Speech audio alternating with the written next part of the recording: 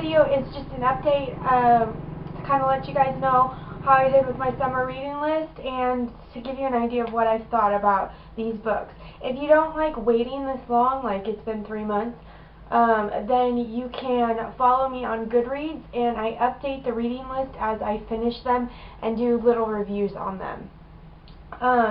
So I had 12 books, and out of the 12 books, I liked 8 of them. So that's actually really good. That's what, 75% of the books that I liked. So I'm just going to go down the list in the order that they are in. So the first book was Delirium, and oh my gosh, I love this kind of book, like the sci-fi where it's futuristic and the world's not quite what it should be, or you know what you think it should be, and things are different, and I just like these kind of books. So I gave it a 4, and I will definitely be reading the sequels, so look for those. The next one was Gossip Girl. Now, I never watched the show, as I said in my last video, but I thought maybe the books would be okay, but to me it was just like a bunch of girls just being whiny and slutty, and I don't know, it took a lot to get through that book, and the book is not a hard book to read. Like, I probably, if I was into it, could have finished it in a day, but it just, yeah, no. And then the next one, Just Jane, a daughter of England caught in the struggle of the American Revolution. I really had high hopes for this because I have a history degree and I love history, but there were so many inaccuracies in this book that I was screaming at it, and I just couldn't take it. And I'm not one to not finish books, but I was probably 3/4 of the way through and just couldn't do it. I couldn't stand it anymore. And so I gave that 1 star. Oh, I don't think I said, but for Gossip Girl, I gave it 1 star also. So we're kind of in the bad book section. The next one is Something Borrowed.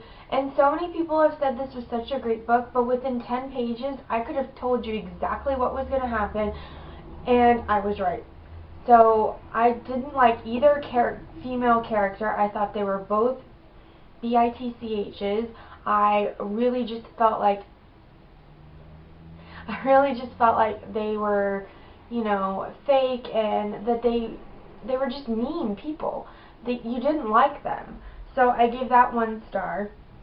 The next one, Before Green Gables. This again I had high hopes for because I love Anne of Green Gables.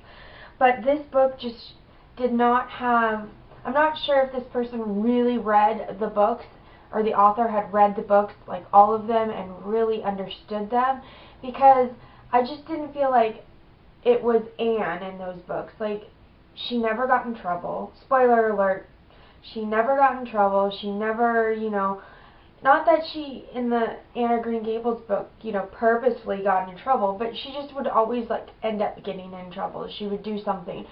And that was kind of endearing about her, but it never happened. It just didn't seem right. And all these people that loved her but let her go away, like, it didn't make sense to me. If you really loved her so much, wouldn't you have kept her instead of sending her off to an orphanage?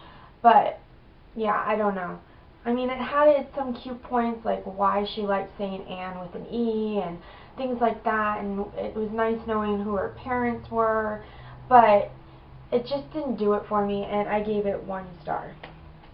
The next book on the list, I'm actually in the middle of reading because I just picked it up from the library yesterday.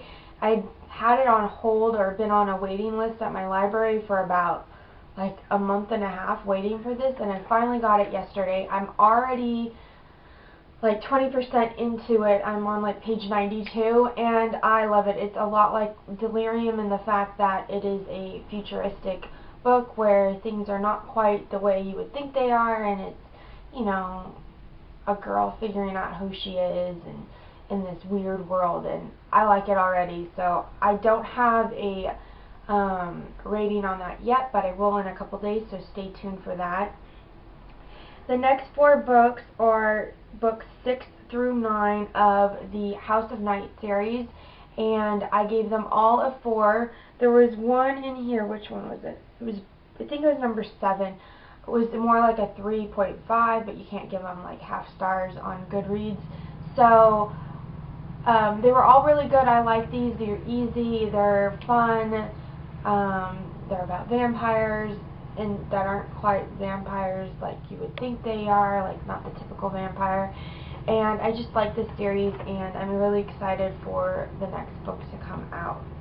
And then the last two are the last two Harry Potter books, or Harry Potter 3 and 4, and I really enjoyed these. These are, you know, just like the movies, they're great.